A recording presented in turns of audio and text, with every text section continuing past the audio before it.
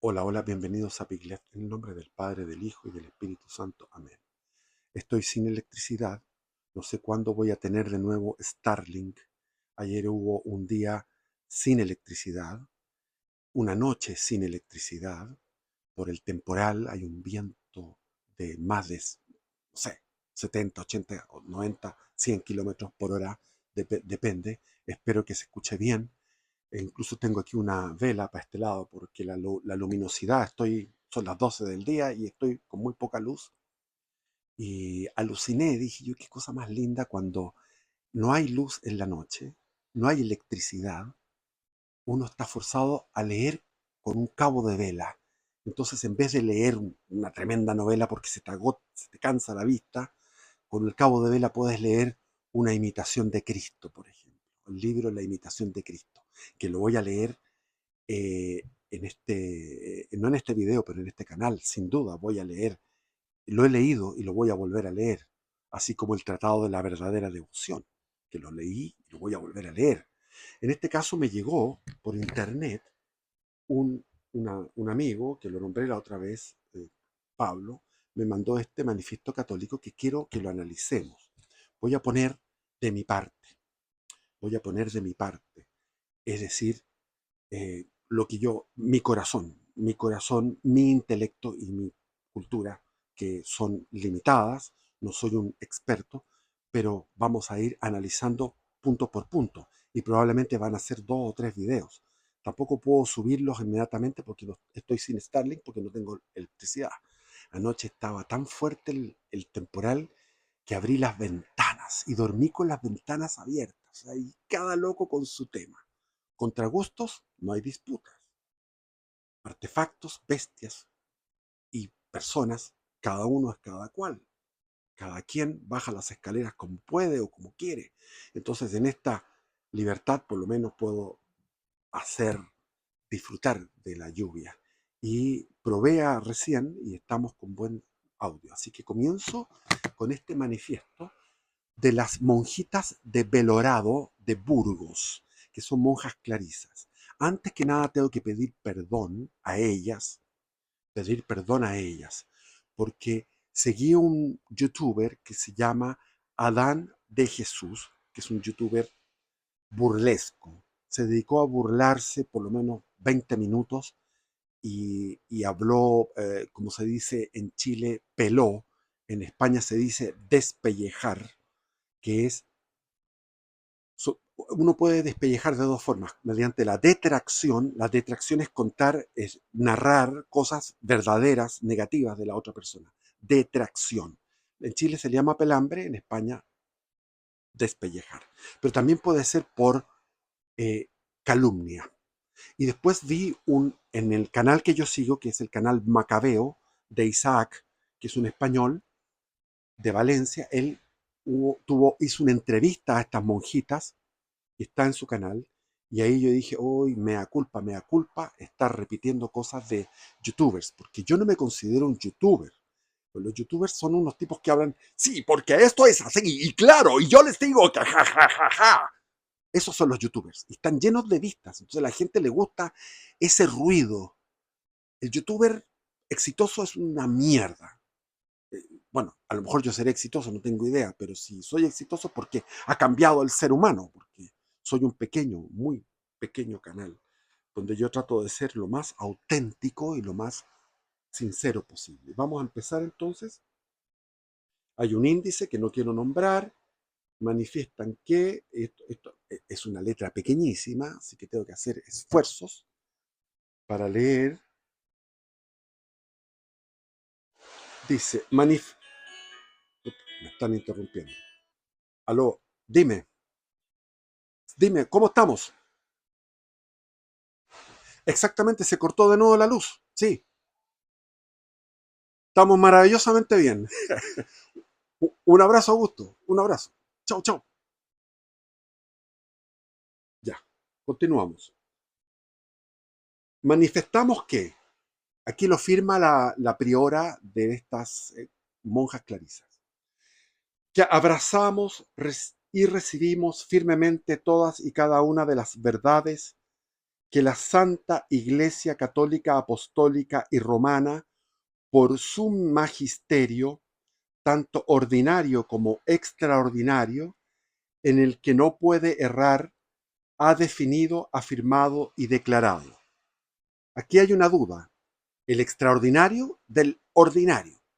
Entonces hay algunos que dicen que es lo que es, en donde la iglesia no puede errar es en el magisterio extraordinario, que es, por ejemplo, lo que se estableció en los concilios ecuménicos, llamados así, incluido el de Trento, el de Concilio Vaticano I, y el Concilio Vaticano II no sería un concilio ecuménico, sino que sería un concilio pastoral, como lo estableció Juan XXIII y Pablo VI, era un concilio pastoral, no ecuménico, no.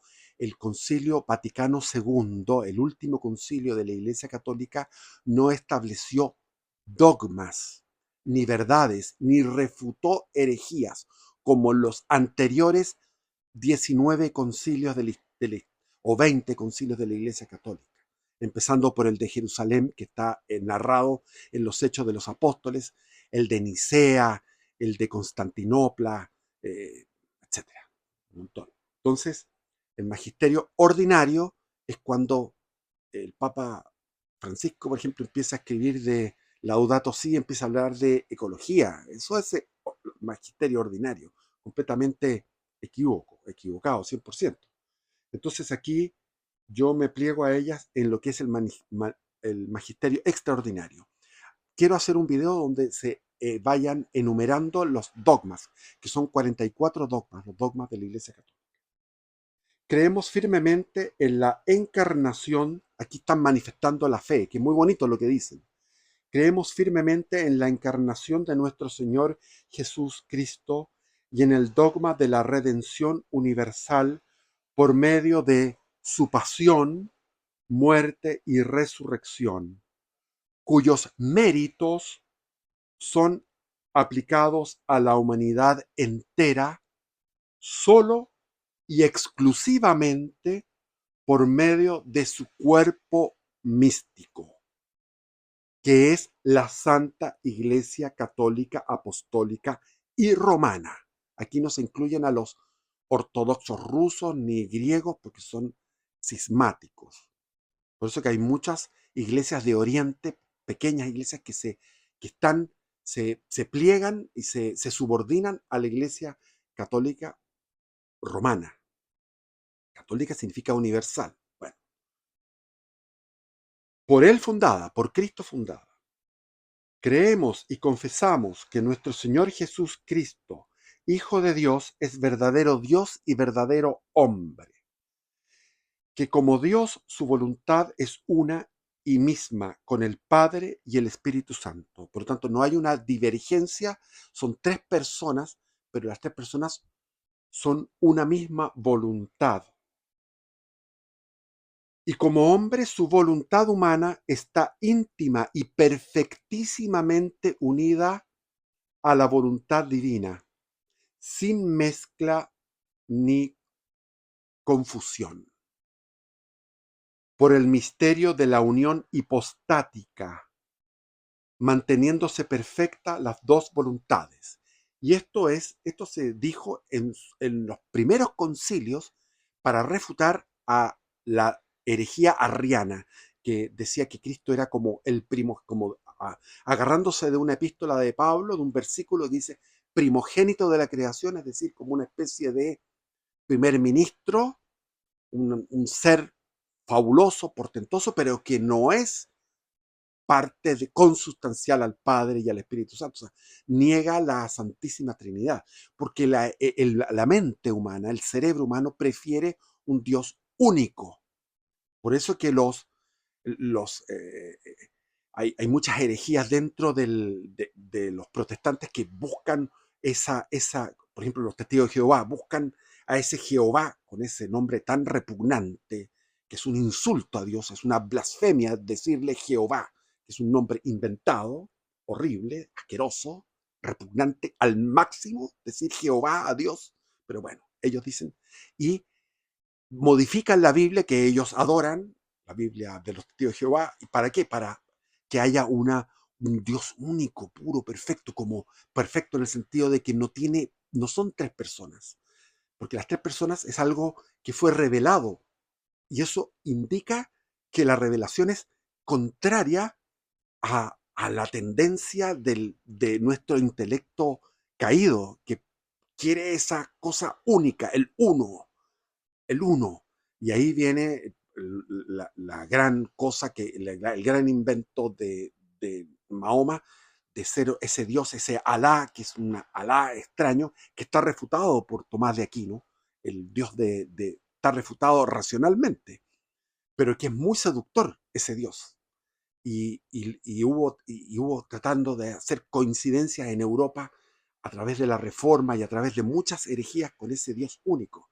Tanto así que había médico, un médico español, Servet, no me acuerdo cómo se llamaba, que era un médico importante, un científico español de la zona de Aragón, que fue a visitar a Calvino, al hereje Calvino que estaba en Ginebra, y Calvino le había dicho antes a su gente: espero que venga este gallo porque niega la Santísima Trinidad. Y el hereje Calvino, que era trinitario, lo quemó. Dijo, estaba esperando que llegara, llegó, y él, como un gato atrapa a un ratón, lo pescó y lo quemó, porque la Inquisición de los protestantes era tremenda. El Calvino le encantaba quemar. Bueno, me fui del tema. Entonces, por lo tanto, cuando el Hijo pide, espérate, creemos firmemente en la encarnación de nuestro Señor Jesucristo. Eso es todo lo que leí, ¿ya? Entonces, ahora viene la otra conclusión. Por lo tanto, cuando el Hijo pide algo al Padre, no lo hace como un inferior a un superior, sino como mediador entre Dios y los hombres, como pontífice eterno que es, un pontífice perfecto y omnipotente en sus súplicas, y como Maestro Supremo para enseñarnos a pedir al Padre lo que necesitamos. Pero al pedir, concede, pues el Padre no puede negar nada al Hijo, ni el Hijo pedir al Padre nada que Él no quisiera otorgar, ya que ambos, con el Espíritu Santo, son un mismo Dios y poseen la misma y única voluntad. A mí me encanta el misterio de la Santísima Trinidad. Lo mastico diariamente. Lo trato de digerir, y no puedo digerirlo, como es San Agustín, que, que caminaba por la playa pensando en el misterio, ese misterio de la Santísima Trinidad, y vio un niño que tomaba agua del mar y hizo un hoyo en la arena y iba con un baldecito a buscar agua del mar, y entonces le dijo a él: ¿por qué estás haciendo? Estoy tratando de meter el agua del mar, del océano, en este hoyo que acabo de hacer en la playa, acarreándolo con el balde. Y después desapareció el niño. Entonces esa visión que tuvo San Agustín demuestra que nuestro intelecto es imposible de poder entender esa gloriosa eh, realidad de un Dios que es colegiado de alguna manera, que es comunidad, que no está solo, son tres que se aman, que están ahí, son tres conciencias. Es una cosa increíble, que solamente lo tiene el catolicismo, el cristianismo. Y es un milagro que que muchos evangélicos mantengan ese misterio. Es un milagro que se mantenga el misterio de de la, de la Santísima Trinidad, en cuanto que los evangélicos o protestantes o protestantontos han eliminado un montón de misterios, como el de la transustanciación en la misa, por ejemplo. Bueno, entonces, ay, creemos con fe firme que la Iglesia, guardiana y maestra de la palabra revelada, ha sido instituida de una manera próxima y directa por Cristo en persona, verdadero e histórico durante su vida entre nosotros. ¡Qué lindo! Eso todo son declaraciones dogmáticas de concilios antiguos, que la dotó en su esencia de 4 notas o caracteres, a saber, unidad, santidad, catolicidad y apostolicidad, que por lo tanto no dependen de la voluntad de sus miembros, sino de la voluntad de su divino fundador, que la creó con esas notas esenciales, plenas y perfectas, a las que nada pueden añadir los hombres con su esfuerzo o plegarias, ni nada les pueden restar o menoscabar con sus defectos y sus divisiones. Estas son las 4 notas o caracteres de la iglesia, que son: la unidad es una, santidad es santa, católica, es decir, universal, no es de una secta, ni de un país, ni de un grupo. Y la apostolicidad, que viene de los apóstoles, viene de los apóstoles. Entonces eso no puede ser eliminado,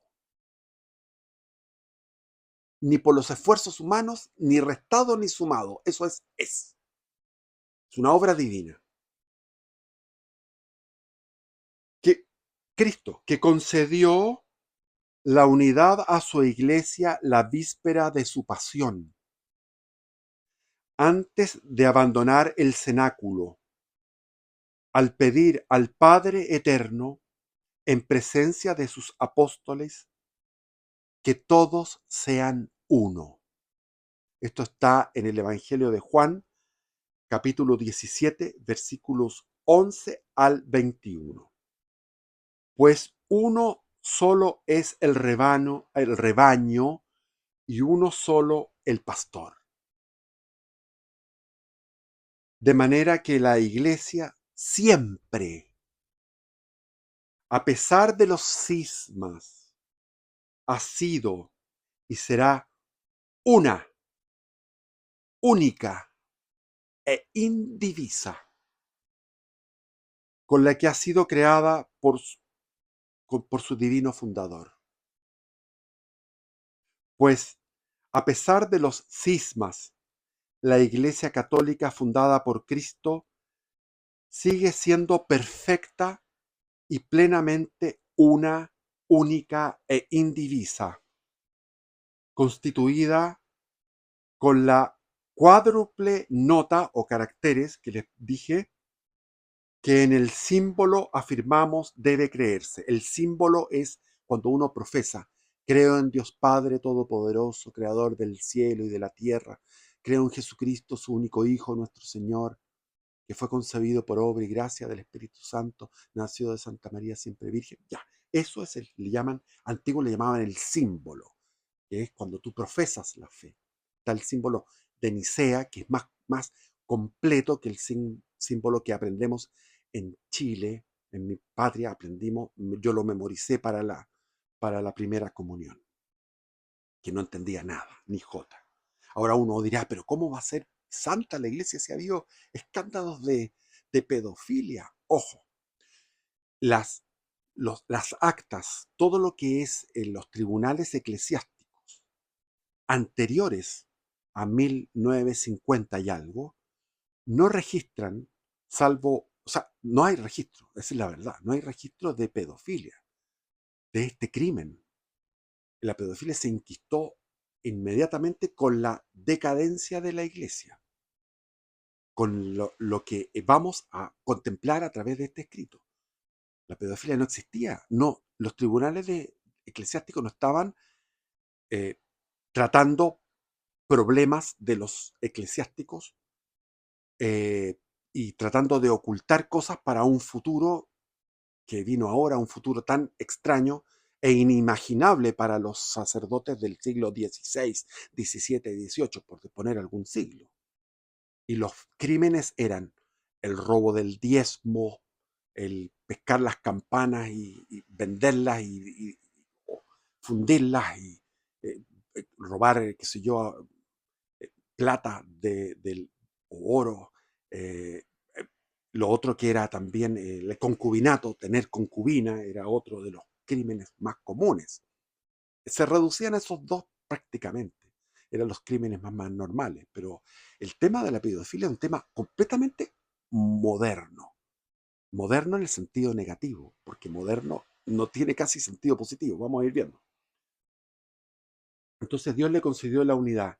Es que será siempre la iglesia una, única e indivisa. Y que nadie pueda decir lo contrario. Eso es, él está citando concilios, ni mermar esta perfecta y plena unidad con la que ha sido creada por su divino fundador, pues a pesar de los cismas, la Iglesia Católica, fundada por Cristo, sigue siendo perfecta y plenamente una, única e indivisa, constituida por la cuádruple nota que en el símbolo afirmamos debe creerse. La cuádruple nota es que es una, santa, católica y apostólica. Una, santa, católica y apostólica. Esas son las cuatro notas, ¿ya? Igualmente creemos que la catolicidad de la Iglesia, única arca de salvación, deriva de la redención universal de su fundador, de los méritos infinitos de la pasión de Cristo. Estoy agregando aquí, se me sale. Es decir, la catolicidad de la Iglesia, la única arca de salvación. Por eso existe un dogma que dice, fuera de la Iglesia no hay salvación. Fuera de la Iglesia no hay salvación. Entonces, la catolicidad de la Iglesia deriva de la redención universal de su fundador, Jesús Cristo, quien derrama sus gracias infinitas y sobreabundantes provenientes de los méritos de su pasión, muerte y resurrección por medio de los sacramentos, por él instituidos y entregados única y exclusivamente a su Iglesia Católica. ¡Ah! ¡Qué lata esta cuestión! Se me corre la cuestión, perdón. Ofta, Kraina, Nixta, Prochaska, trasneaba y ahora se me fue para otro lado. Es que es difícil manejar esto. Lo toqué y se me mandó a cambiar. Es un PDF. Buf, buf, buf, buf, buf. Pero miren, eh, iba a agregar algo ahí y me cago. Esto es una cosa horrible. Es bueno y malo porque habla de... Entonces,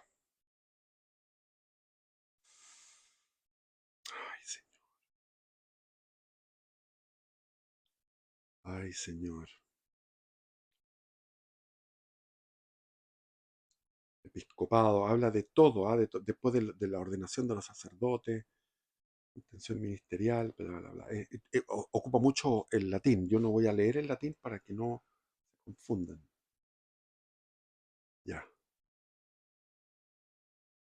entonces, aquí estaba.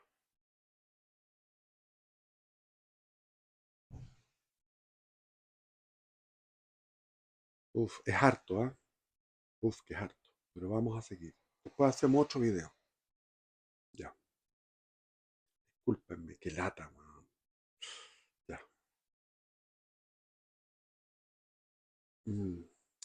Creemos que la Iglesia tiene por institución divina el derecho y el deber de custodiar la doctrina revelada y de exponerla, de manera infalible, por medio no sólo del magisterio solemne y extraordinario, sino también del magisterio ordinario. Aquí hay dudas, hay discrepancias.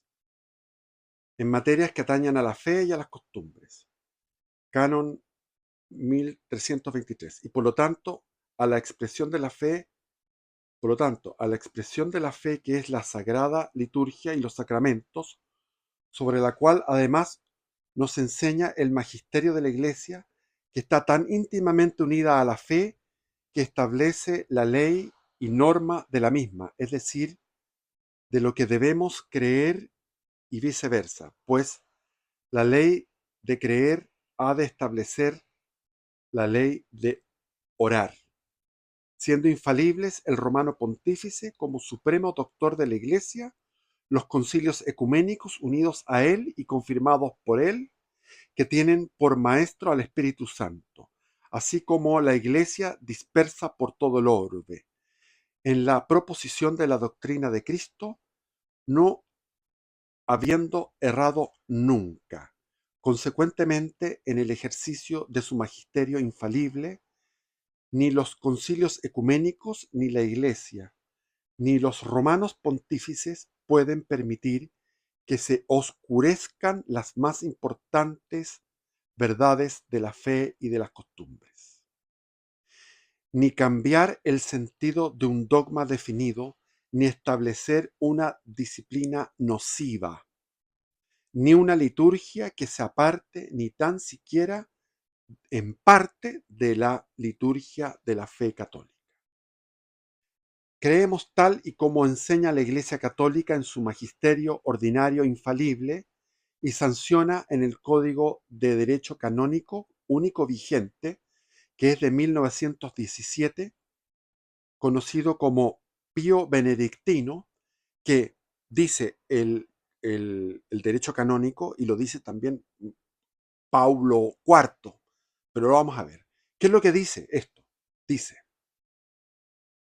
los herejes son ajenos al cuerpo místico de Cristo. Aquí están los protestantes, que son herejes, y los herejes dentro de la Iglesia Católica, que ya no estarían formando parte del cuerpo místico de la... Porque Cristo no puede estar en el error. Cristo es la verdad. Al ser la verdad, no puede haber error. Por tanto, sería una contradicción. Cristo no puede estar en el error. Por tanto, aquí estaríamos hablando de que los herejes no forman parte del cuerpo místico de Cristo. Y según el canon 1325 del Código Canónico, no pertenecen al mismo, cayendo ipso facto, o sea, de forma inmediata. O sea, yo digo, por ejemplo, que Cristo no es Dios, y lo creo y lo sostengo en este canal de YouTube, si lo sostengo permanentemente, contumazmente, como un remiso, como un renuente permanente, estoy siendo un rebelde frente a una verdad, por lo tanto, salgo del cuerpo místico de Cristo y dejo de ser ipso facto. No necesita un cura o un obispo que me condene. Yo automáticamente salgo fuera de la iglesia si es que yo dijera esa herejía en este canal permanentemente.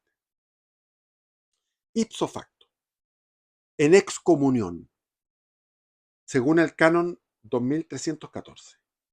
Y por lo tanto, no puede gobernar la iglesia quien no pertenece a ella. Por lo tanto, no puede gobernar la iglesia quien no pertenece a ella. Y no puede ser elegido para romano pontífice, ni para obispo, ni otros cargos, ni para sacerdote, ni para presbítero, ni para diácono.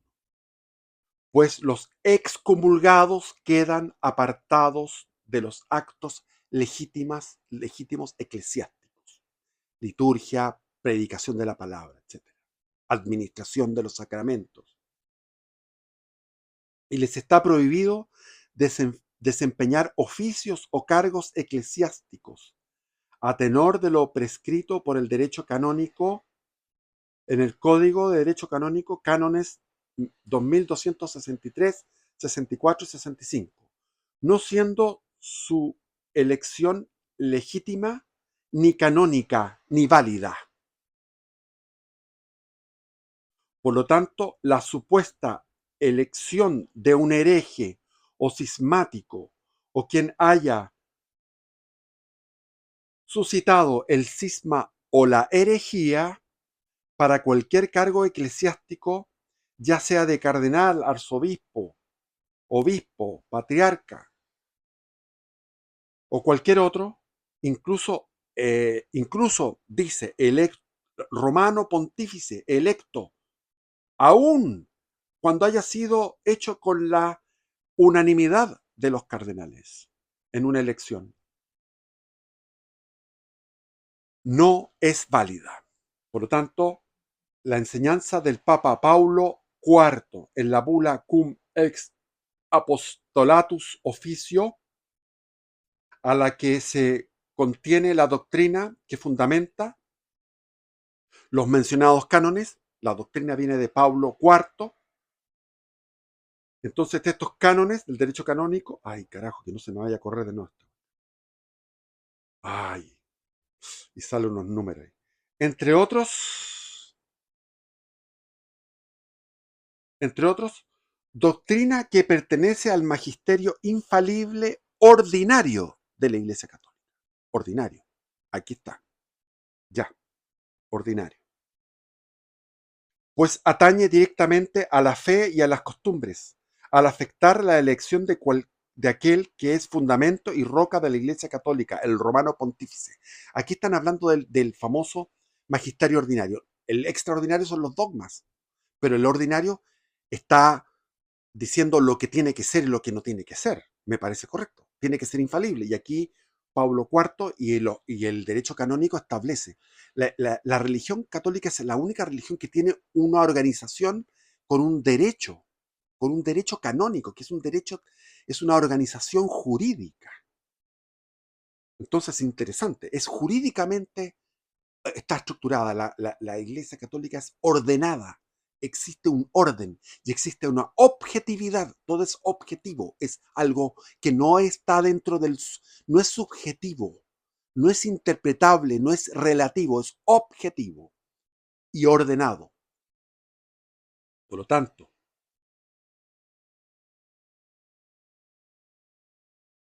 que debe, el romano pontífice, que es quien debe confirmar a las personas en la fe.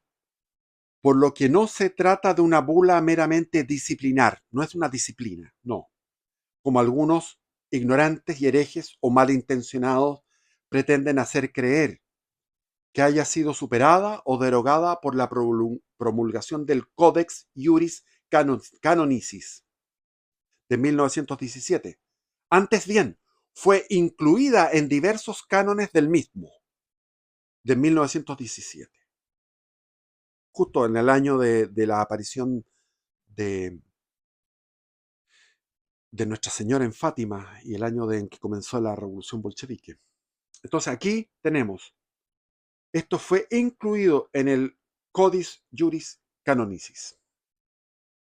Entonces, a más abundancia, si un electo romano pontífice, cardenal, obispo, arzobispo, patriarca, sacerdote o cualquier otro clérigo apostatase públicamente de la fe católica enseñando el error, perdería ipso facto su cargo y jurisdicción, vacando su cargo, sin necesidad de ninguna declaración a tenor del canon y de los números 4, 5 del 180, etc., de la mencionada bula.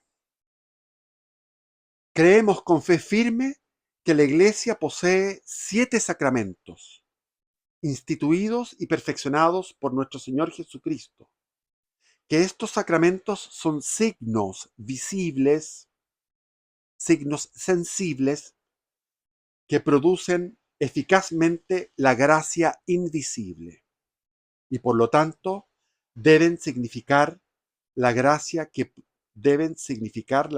producen y producir la gracia que significan. Repito, deben significar la gracia que producen y producir la gracia que significan.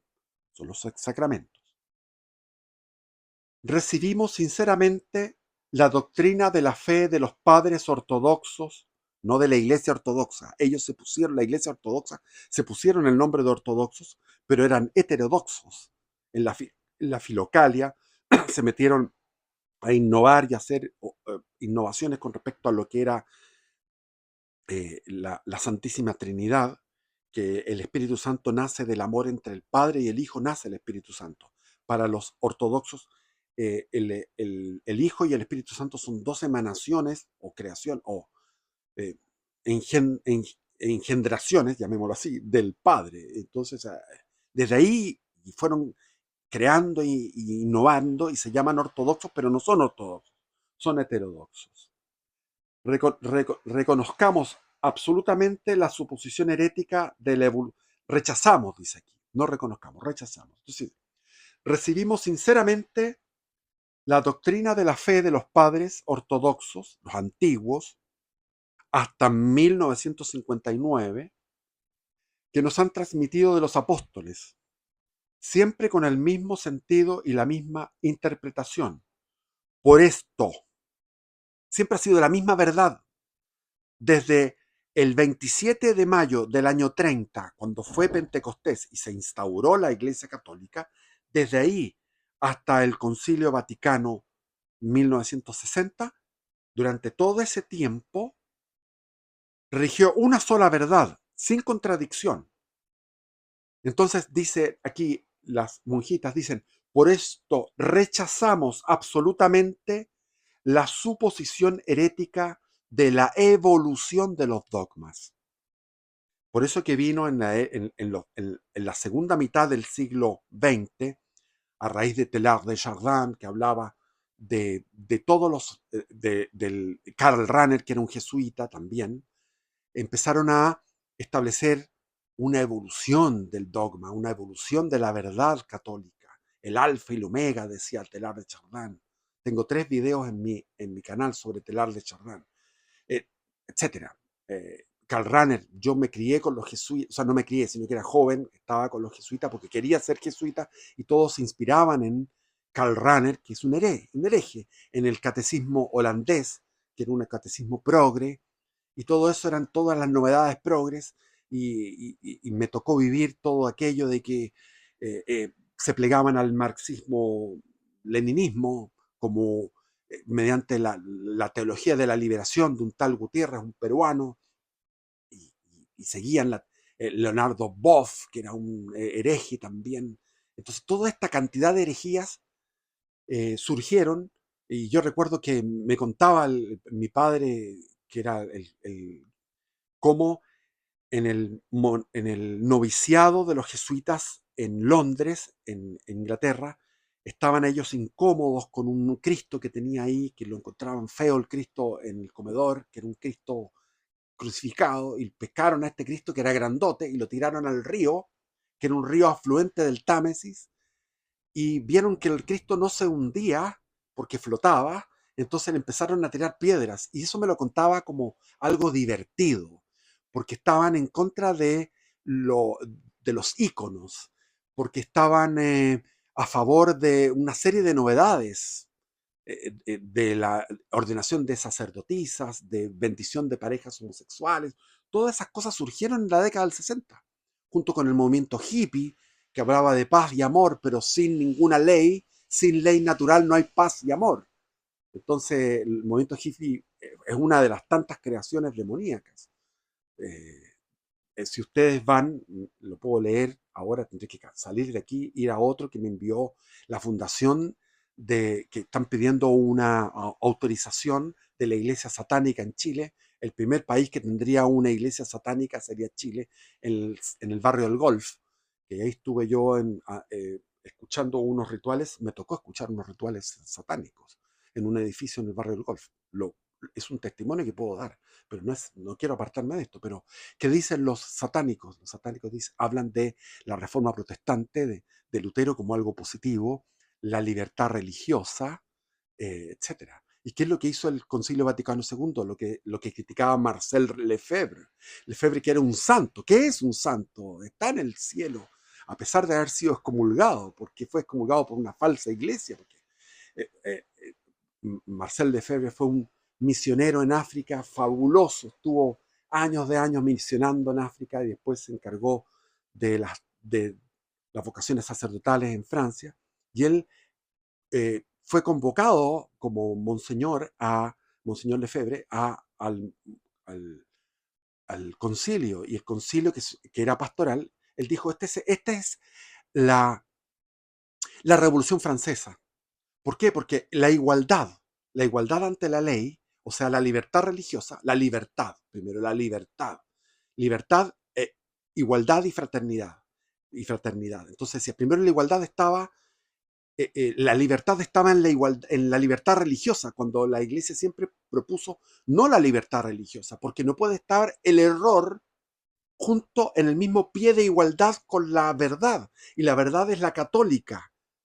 La verdad divinamente revelada es la verdad católica, el dogma católico. Por lo tanto, si hay un hereje protestante, está tratando de estar al mismo nivel y la ley no puede darle el mismo nivel al hereje, a las sectas, que a la Iglesia Universal, apostólica, católica.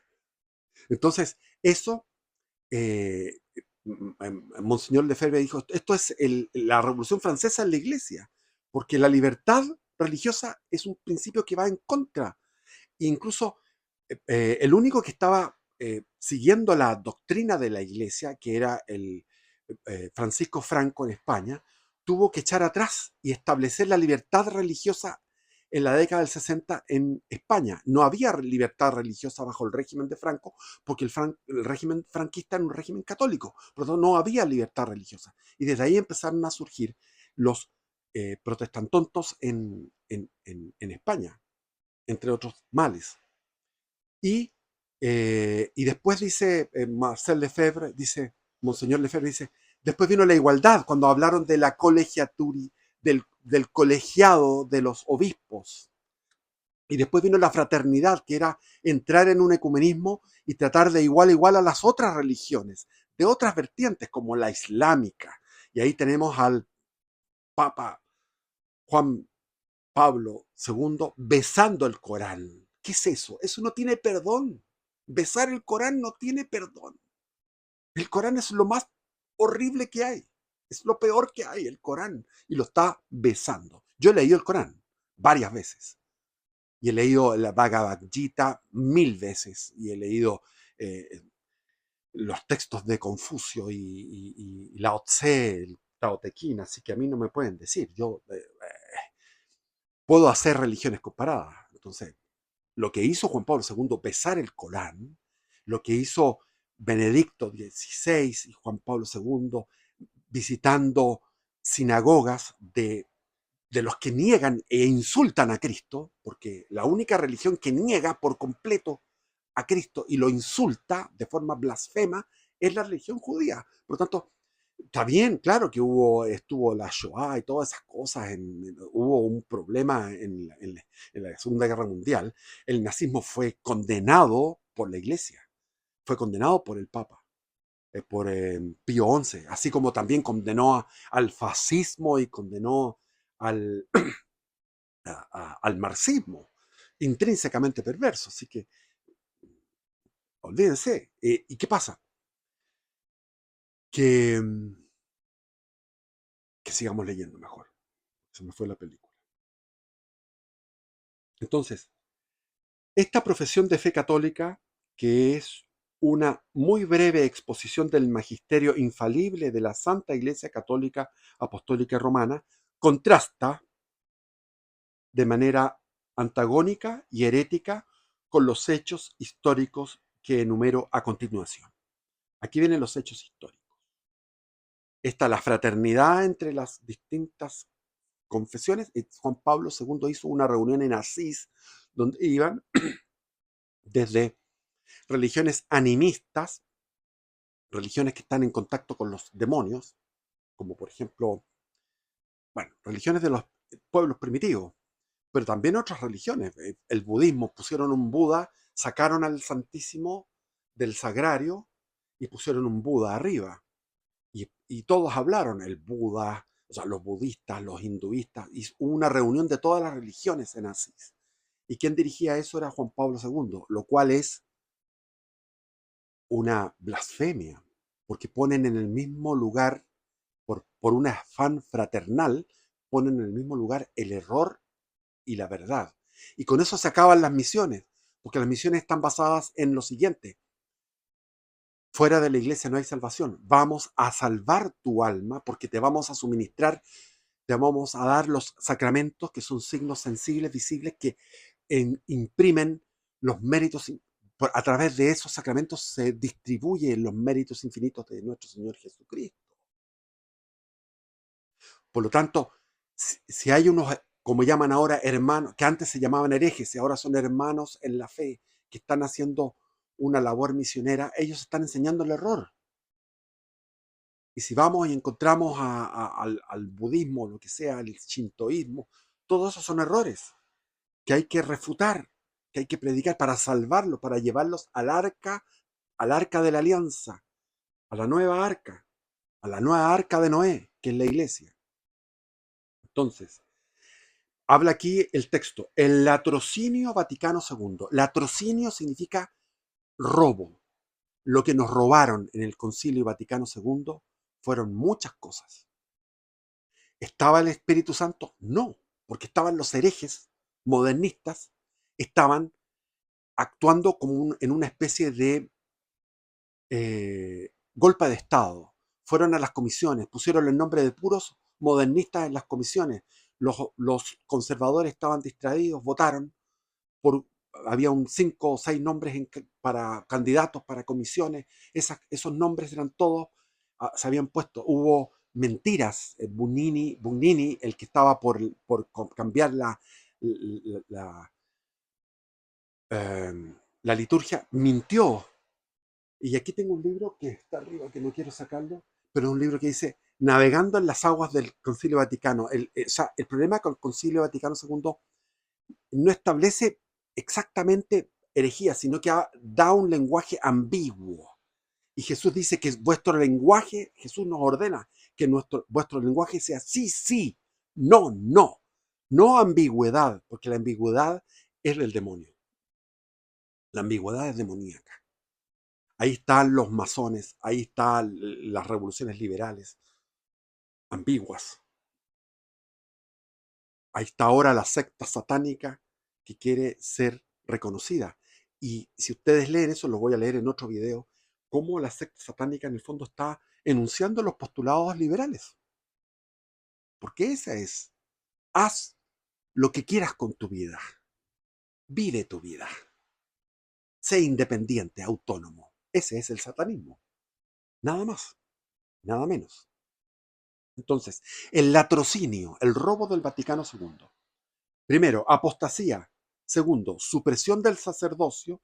Y tercero, supresión del sacrificio de la Santa Misa. Aquí yo me cuesta creer todo esto, pero vamos a ver el análisis. Robando la fe de miles de millones de creyentes tras la bandera de la apostasía.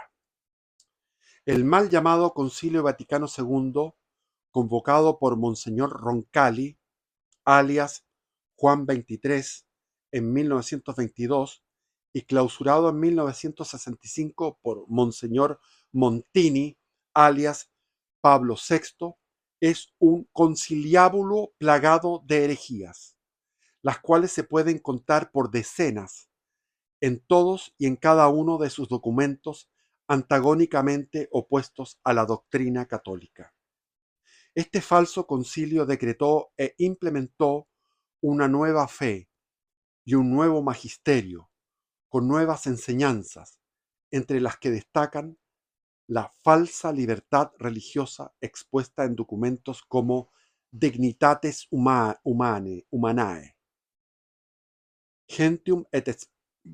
Gaudium et Spes, ambos de 1965, entre otros, y el falso ecumenismo expuesto en los documentos como Lumen Gentium y Nostrate Aetate, 1965, o Unitatis Reintegratio de 1964, entre otros. Doctrinas condenadas ya por el magisterio infalible anterior al concilio y anterior a estos papas. O sea, no puede haber contradicción. Se contradijo la iglesia durante casi 2000 años. Habría que calcular. Son, 1960 menos 30 son 1930. 1930 años en que la iglesia dijo, esto es esto. Desde ahí cambió la cosa. ¿Cuáles son donde se dijeron estas cosas a través del tiempo? Encíclica Mirari Vos de su santidad Gregorio XVI en 1832. Encíclica Quanta Cura y el Syllabus de errores de nuestro tiempo de su santidad Pío IX en 1864. Encíclica Immortale Dei de su santidad León XIII de 1885.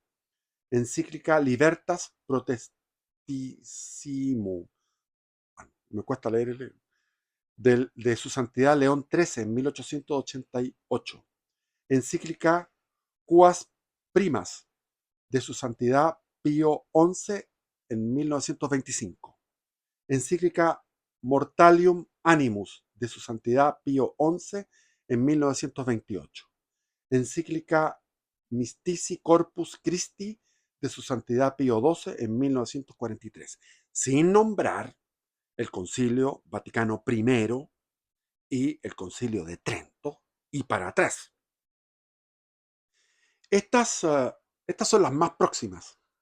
Estas doctrinas, y especialmente la del falso ecumenismo, que es como juntarse, no se puede juntar uno con, o sea, yo tengo tengo 3 hijos que son anglicanos, protestantes. Me cuesta un mundo convencerlos, me cuesta un mundo. Nadie es profeta en su tierra, me cuesta un mundo. Ahí están, pero no puedo unirme a ellos.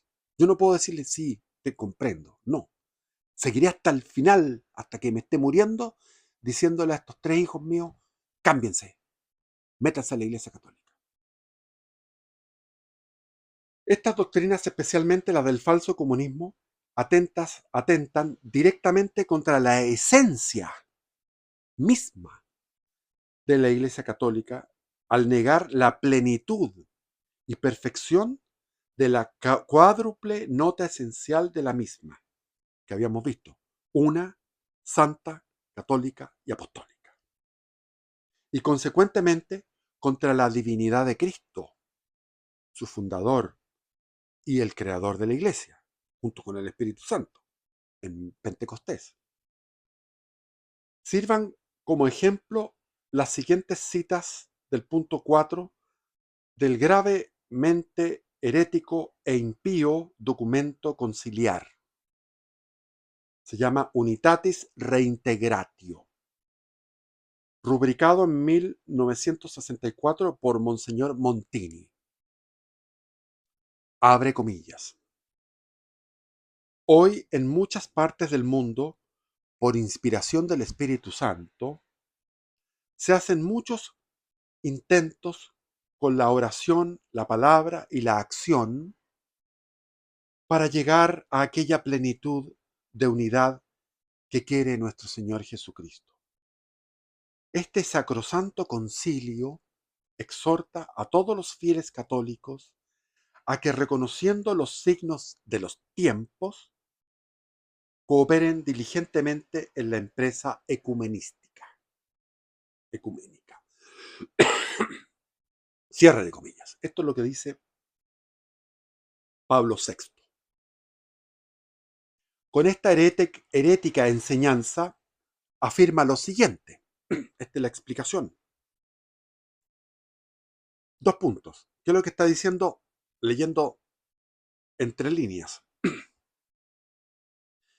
Que nuestro Señor Jesucristo es un pontífice imperfecto, no omnipotente, cuyas súplicas no surten efecto, pues la plenitud de la unidad que invocó Jesús en la última cena y tan deseada no ha sido concedida por el Padre, a quien se lo pidió en voz alta, en presencia de sus apóstoles, la víspera de la pasión, sino que debe llegarse a ella, a esta unidad, mediante, aquí dice, llegarse a ello por medio de la oración, la palabra y la acción, como dice Pablo VI. La oración, la palabra y la acción de las personas como fruto de esta empresa ecuménica.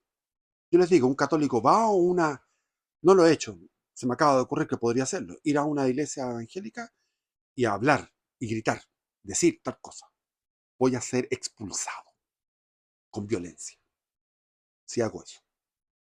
Y no sé si alguno de esos herejes se convertirá. Es como lo que hacían antes. Los que querían ser mártires en la época del medioevo viajaban a territorio del Islam y sabían que no iban a durar más de un día.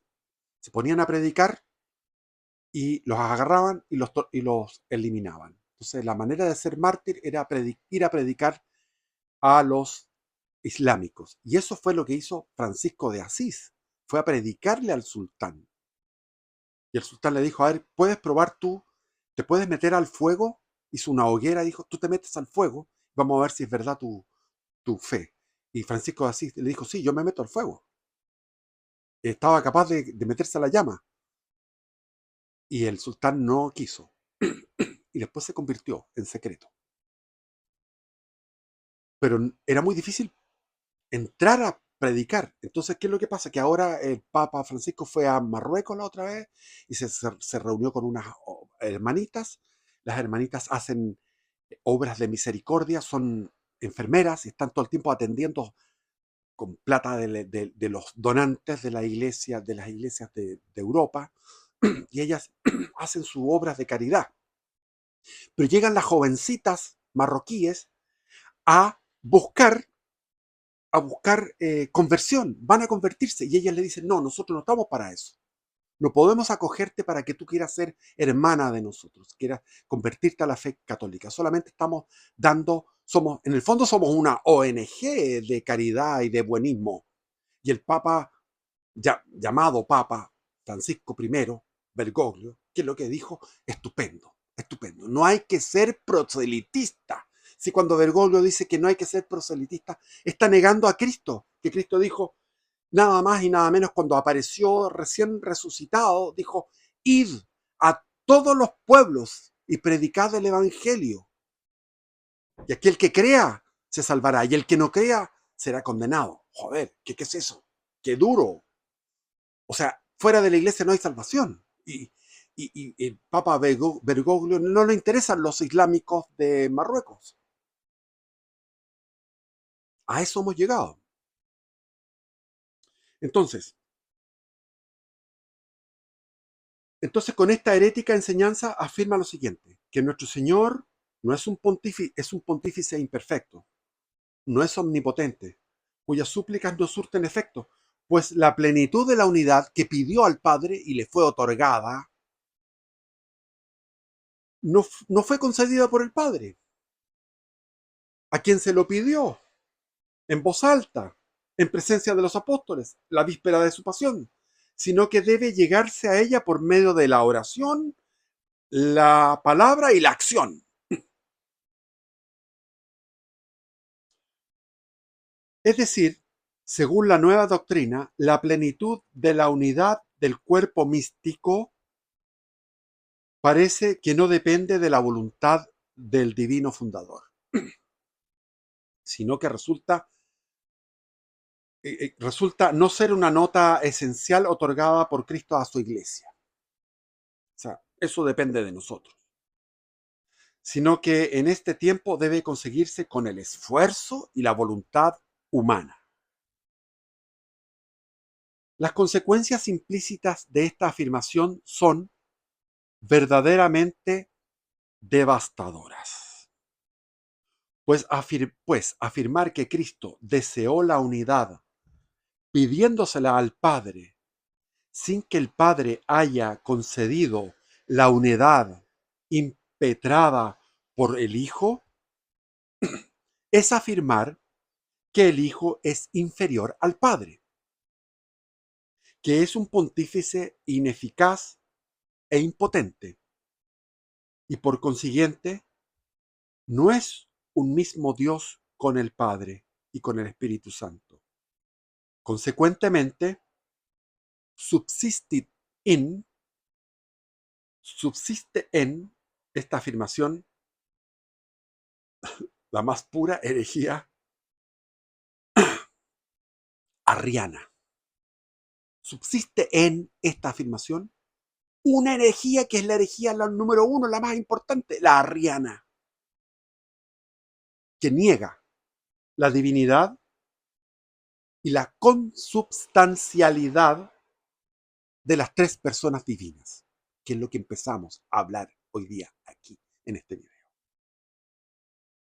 En la lógica de esta herética proposición, la Iglesia no es una sociedad perfecta fundada por Dios mismo, sino todo lo hace bien y con perfección plena, sino que es una sociedad imperfecta que debe conseguir la unidad plena con el esfuerzo y la súplica de los creyentes, sean o no católicos. Por lo tanto, según su infame doctrina, Cristo no es Dios y de serlo habría creado una iglesia imperfecta.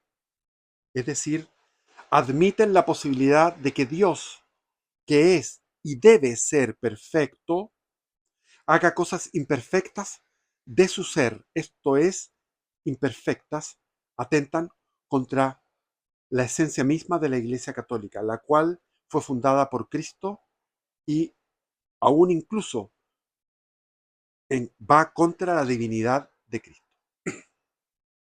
Por si fuera poco, en este mismo punto del documento Unitatis Reintegratio, más adelante afirma lo siguiente, comillas, las divisiones de los cristianos impiden que la Iglesia lleve a efecto su propia plenitud de catolicidad. En aquellos hijos que, estando verdaderamente incorporados a ella por el bautismo, están sin embargo separados de su plena comunión. Más aún, a la misma Iglesia le resulta muy difícil expresar bajo todos los aspectos en la realidad misma de la vida la plenitud de la catolicidad. Es decir, de nuevo, cierre de comillas, de nuevo atentan contra la esencia de la Iglesia Católica y la divinidad de Cristo, pues como nos enseña su Santidad Pío XI, cada una de las notas que conforman la cuádruple nota esencial de la Iglesia, de tal modo, esto es, que es una, santa, católica y apostólica. De tal modo, está unida con las otras que no puede estar separado de ellas. Es decir, no puede haber las cuatro son una sola cosa. Una, es una, no son dos, tres, cuatro, es una iglesia. Santa, católica y apostólica. Viene de los apóstoles. Entonces, con razón no podemos aceptar este herético conciliábulo que propone errores en la fe y en la moral, ni tampoco a los herejes que lo suscitaron, en comunión con herejes, porque la liturgia fue hecha con los anglicanos, con opinión de los anglicanos, copiando fórmulas anglicanas para congraciarse con los protestantes, que los anglicanos son los más cercanos, de alguna forma, que lo suscitaron, lo ejecutaron, lo abrazan, lo difunden, todos ellos están excomulgados ipso facto, en virtud del canon 2314, del único código de derecho canónico vigente de 1917. Y los que ocupen el cargo quedan vacantes, el cargo queda vacante, sin ninguna necesidad de declaración, ipso facto. Y no puede ser considerado un concilio ecuménico de la Iglesia Católica, sino más bien un auténtico latrocinio, un robo, el mayor que haya existido jamás en la historia de la humanidad. Inmensamente superior en malicia y en consecuencias al latrocinio de Éfeso del año 449. Pues este latrocinio, Vaticano II, ha robado y suplantado la fe a miles de millones de creyentes. En realidad han sido miles porque han muerto muchos entre medio en 60 años. En este momento hay 1.300 millones de católicos bautizados en una ignorancia total de la fe y en una tibieza absoluta.